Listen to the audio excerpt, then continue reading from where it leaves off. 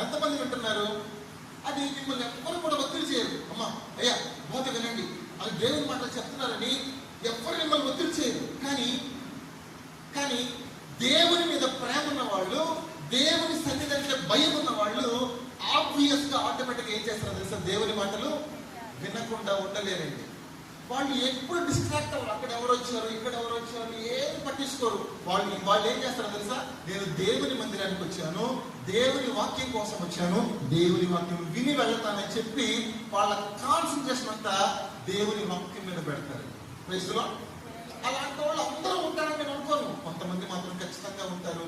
దేవుడు నాతో ఏం మాట్లాడతాడు. ఆ ఇంట్లో ఇద్దరున్నారండి, స్త్రీలు ఇద్దరున్నారు. ఒక ఆమెమో దేవుని పాదాల దగ్గర కూర్చొని ఆయన బోధ వినడానికి చూస్ చేస్తుంది, ఇంకొక ఆమె వంటగదిలోకి వెళ్ళి పనులు చేయడానికి చూస్ చేసుకుంది.